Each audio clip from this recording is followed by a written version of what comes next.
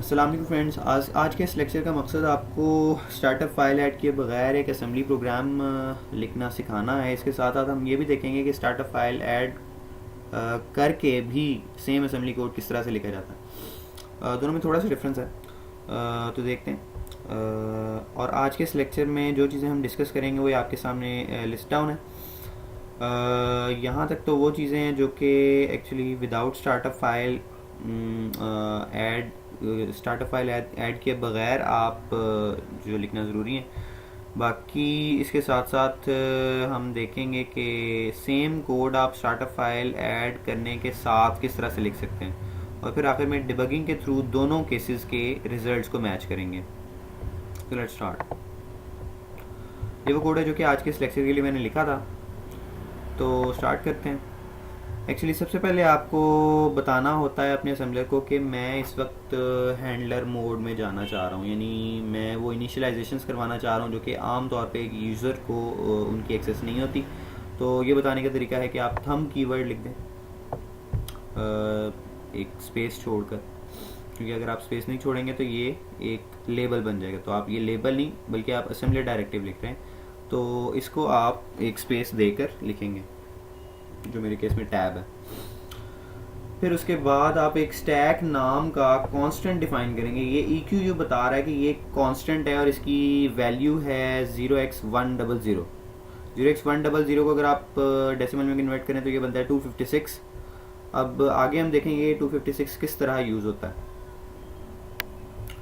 अच्छा, उसके बाद हम एक एरिया डिफाइन करते हैं स्टैक नाम का। स्टैक नाम actually by default stack region को ही कहते हैं, जो कि आपके मेमोरी में मौजूद होता है। तो वो कह रहा है कि इस स्टैक रीजन को आपने इनिशलाइज नहीं करना। ये एट्रीब्यूट नो इनिट बता रहा है कि आपने इनिशलाइज नहीं करना, और रीड राइट बता रहा है कि इस रीजन में आप रीड भी कर सकते हैं और राइट भी कर सकते हैं। और अलाइन इज इक्वल टू 3 बता रहा है कि एक्चुअली अलाइनमेंट 2⁻³ बाइट्स की है। जो अलाइन की वैल्यू होती है वो अगर आप 2 की पावर में लिख दें तो उतनी बाइट्स की अलाइनमेंट होती है उस मेमोरी रीजन की। यानी यहाँ पर 3 लिखा हुआ है तो 2⁻³ यानी 8 बाइट्स की अलाइनमेंट होगी आपके स्टैक रीजन की। अच्छा, तो स्टैक रीजन में करना क्या है? करना ये है कि माई स्टैक मेम नाम का एक वेरिएबल डिफाइन करना है through the assembler directive space. अब स्पेस एक ऐसा असेंबलर डायरेक्टिव है जो कि इस साइज का, जो इसके आगे चीज़ लिखी होती है, जो इसके आगे कांस्टेंट लिखा होता है, उतने साइज का एक मेमोरी रीजन डिफाइन करता है जिसकी इनिशियलाइजेशन वैल्यू 0 होती है। आपको पता है कि आपने स्टैक वेरिएबल को डिफाइन किया था 256। तो अब आपका जो माई स्टैक मेम है एक्चुअली वो 256 साइज का एक वेरिएबल बन जाएगा, 256 बाइट्स का एक वेरिएबल बन जाएगा जिसकी इनिशियलाइजेशन वैल्यू 0 होगी।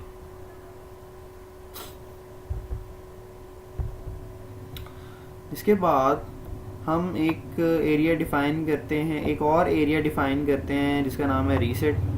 रीसेट भी आप कह लेंगे, ये बाय डिफ़ॉल्ट ही डिफाइंड होता है कि जो आपका 0x0000 का जो एड्रेस है वहाँ पर ये रीसेट का एरिया मौजूद होता है। यानी आपकी जो फ्लैश मेमोरी की स्टार्टिंग है वो रीसेट से होती है, और इसके एट्रीब्यूट है कि ये रीड ऑनली है, जो कि फ्लैश मेमोरी की डिफ़ॉल्ट एट्रीब्यूट भी है। तो अब एक्चुअली हम वेक्टर्स डिफाइन करने जा रहे हैं। वेक्टर्स एक्चुअली वो चीज़ें होती हैं जो कि एड्रेसेस होते हैं आपके उन रूटीन्स के एड्रेसेस होते हैं जो कि आपको एग्जीक्यूट करना पड़ती हैं मुख्तलिफ औकात में, जिनको हम बाज़ औक़ात इंटरप्ट्स भी कहते हैं। तो वेक्टर टेबल एक्चुअली वो टेबल होता है जिसके अंदर आपकी उन सारी रूटीन्स के एड्रेसेस पड़े होते हैं। तो अब आपको पता चल जाना चाहिए कि हम जो चीज़ करने जा रहे हैं आगे वो एक्चुअली एड्रेसेस होंगे। उन डाटा एरियाज़, उन मेमोरी एरियाज़ को हम कुछ एड्रेसेस असाइन करेंगे जो कि कुछ केसेस में स्टैक का एड्रेस होगा, एक केस में स्टैक का एड्रेस होगा, और एक केस में वो रीसेट हैंडलर का एड्रेस होगा। यानी उस रूटीन का एड्रेस होगा जो कि आप रीसेट का बटन दबाते हैं तो जो कोड जिस जगह पर आपका प्रोग्राम काउंटर जाना है उस जगह का एड्रेस होगा।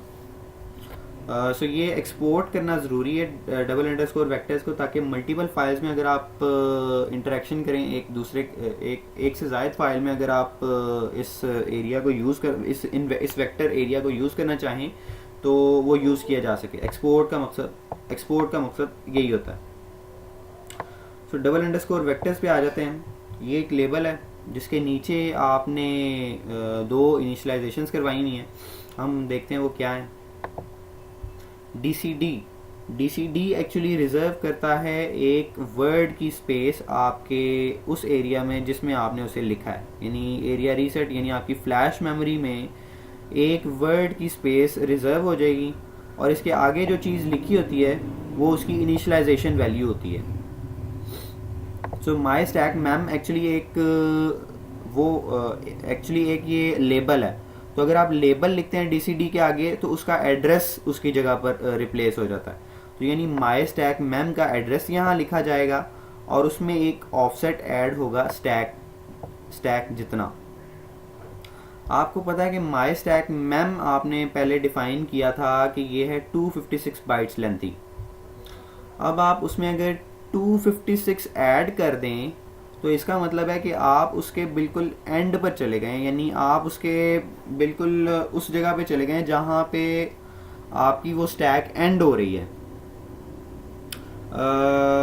एक्चुअली ये डिक्रीजिंग एड्रेसेस की तरफ आपकी स्टैक जो है वो फिलअप होती है। जब आप पुश करते हैं अपने उन जिस भी रजिस्टर की वैल्यू को आप पुश कर रहे हैं एक अपनी स्टैक के अंदर, तो यूँ नहीं होता कि वो एक प्लेट्स के स्टैक की तरह एक के ऊपर दूसरी प्लेट रखी जाए, बल्कि आप ये यूँ समझ लें कि आपके पास एक मेटल की लेयर है, आयरन की लेयर है, और आप जब स्टैक कर रहे हैं अपने रजिस्टर्स को तो मैग्नेट्स एक उस मेटल सरफेस की निचली साइड पर मैग्नेट्स अटैच करते जा रहे हैं। तो इस तरह क्या है कि आपकी वो जो स्टैक है वो नीचे की तरफ ग्रो करेगी, ना कि ऊपर की तरफ। तो स्टैक का जो मेन कॉन्सेप्ट है वो यहाँ पर थोड़ा सा डिफरेंट है कि ये ऊपर की तरफ ग्रो नहीं करती बल्कि नीचे की तरफ ग्रो करती है। तो इसके लिए क्या है कि आपको जब रीसेट आपको MSP यानी स्टैक पॉइंटर का जब एड्रेस देना है तो वो मिनिमम वैल्यू का नहीं देना, यानी जहाँ से आपकी मेमोरी रीजन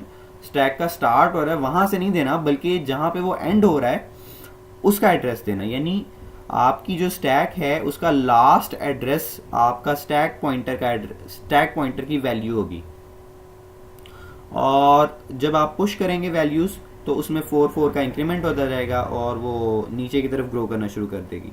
और एक्चुअली ये माई स्टैक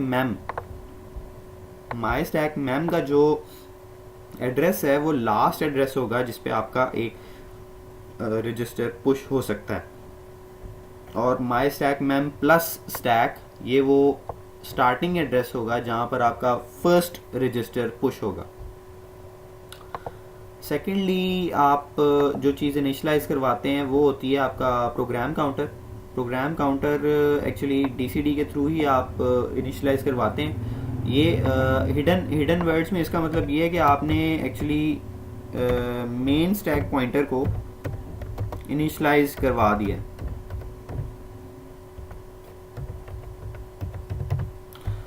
और इसका मतलब ये है कि आपने PC रजिस्टर को इनिशियलाइज करवा दिए।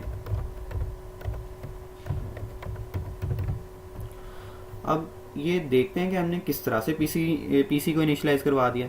एक्चुअली आपने अब रीसेट हैंडलर का एड्रेस अब एक DCD में भेज दिया। आप जब अपनी फ्लैश मेमोरी में जाएंगे सबसे पहले आपका जो एड्रेस लोड होता है रीसेट के वक्त वो आपका 0x ऑल ज़ीरोज़ होता है। उसमें आपने ये डाल दिया DCD माई स्टैक मैम प्लस स्टैक, यानी आपने अपनी जो स्टैक है MSP उसका एड्रेस डाल दिया एक DCD में, यानी पहला वर्ड आपके 0x00 पर जो पड़ा होगा वो स्टैक का एड्रेस होगा। सेकेंडली जब स्टैक लोड हो गई तो उसके बाद आपने रीसेट हैंडलर का एड्रेस डाल दिया। रीसेट हैंडलर एक्चुअली वो कोड का लेबल है जिससे आपका मेन फंक्शन स्टार्ट हो रहा है, इन सिंपल वर्ड्स अगर मैं कहूँ तो। आप स्टैक इनिशियलाइजेशन के बाद आपका कंपाइलर आपका असेंबलर फ़ौरन दौड़ेगा उसकी तरफ जो आपका जहाँ पर आपका कोड पड़ा हुआ है। तो एक सेंस में ये वही हो गया कि आपका प्रोग्राम काउंटर इनिशलाइज हो रहा है, यानी प्रोग्राम काउंटर इनिशलाइजेशन का मतलब क्या है कि आप अपने प्रोग्राम काउंटर को उस जगह का एड्रेस दे रहे हैं जहां पर आपका कोड स्टार्ट हो रहा है। तो यहाँ पर भी एक्चुअली वही हो रहा है। आप अपने जो आप अपना जो प्रोग्राम काउंटर है, वो प्रोग्राम काउंटर ने 0x00 से शुरू करना है। वो जब 0x004 पर पहुंचेगा तो वहाँ पर आपने रीसेट हैंडलर का एड्रेस दे दिया। रीसेट हैंडलर में आपका कोड पड़ा हुआ है, आपका कोड का स्टार्टिंग एड्रेस है रीसेट हैंडलर। तो आपने अपने रीसेट हैंडलर को एक्चुअली स्टार्टिंग एड्रेस दे दिया अपने कोड का। अब स्टार्ट होता है कोड एरिया माई कोड। यहाँ पे माई कोड की जगह पर आप कोड का कोई भी नाम लिख सकते हैं, ABCD लिख दें, जो मर्जी लिख दें, उससे कोई फ़र्क नहीं पड़ने वाला। लेकिन ये एट्रीब्यूट ज़रूरी हैं। कोड यानी आपको बताना ज़रूरी है कि ये कोड रीजन है, और ये अगर आप रीड ऑनली नहीं भी लिखते तो कोई फ़र्क नहीं पड़ता, क्योंकि कोड एरिया जो होता है वो बाय डिफ़ॉल्ट रीड ऑनली ही होता है। उसमें आप वेरिएशन नहीं कर सकते, क्योंकि आप यकीन नहीं चाहेंगे कि मेरा जो कोड है, मैंने जो नीचे कोड लिखा है ये सारा, ये किसी असेंबलर की वजह से, असेंबलर में किसी चेंजिंग्स की वजह से चेंज ना हो जाए। तो ये बाय डिफ़ॉल्ट रीड ऑनली ही होता है। अच्छा, सेम थिंग एक्सपोर्ट करना ज़रूरी है। हाँ, एंट्री एक्चुअली आपको बताती है कि मेन फंक्शन स्टार्ट होने वाला है, और एक्सपोर्ट करना रीसेट हैंडलर को ज़रूरी है, जो कि आपका मेन फंक्शन का वो लेबल है मल्टीपल फाइल्स में यूजेज के लिए। फिर आपका कोड आ जाता है। इस कोड पे मैं नहीं जाऊँगा। एक्चुअली ये पहले 5 इवन नंबर्स को ऐड करता है। पहले 5 इवन नंबर्स 2, 4, 6, 8 और 10, इन सब का सम करें तो 30 आता है, जो कि 1E बनता है। सो लेट्स सी कि क्या ये 1E बनता है या नहीं। मैं इस कोड की डिटेल्स में नहीं जा रहा, लेट्स सी डिबगिंग के थ्रू।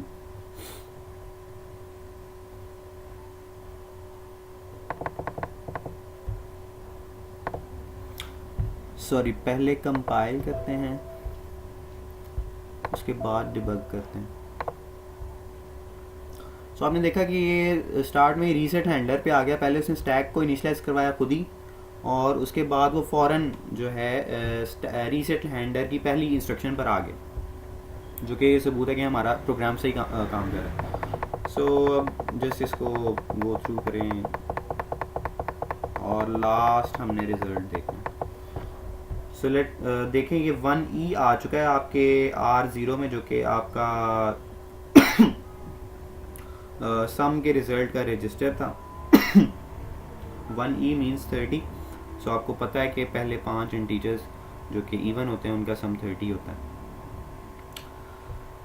अच्छा, अब बात आती है कि अगर हम विदाउट स्टार्टअप फाइल एक कोड लिख सकते हैं, तो हमें यकीनन एक विद स्टार्टअप फाइल कोड भी लिखना आना चाहिए।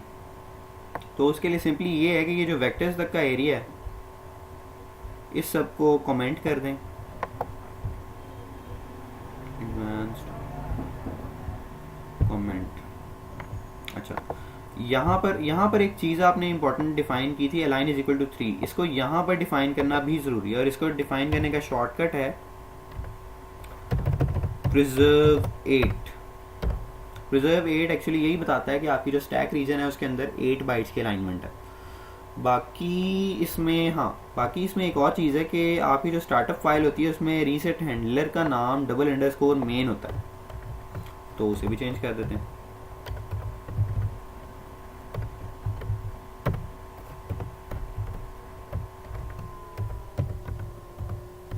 __ हाँ, अब हमें स्टार्टअप फाइल ऐड भी करनी है, तो ऐड एग्जिस्टिंग फाइल। यहाँ मैंने स्टार्टअप फाइल ऐड की थी, ये बड़ी एंड क्लोज। सो अब इस कोड को कंपाइल करते हैं। Okay, 0 error 0 warnings, debug.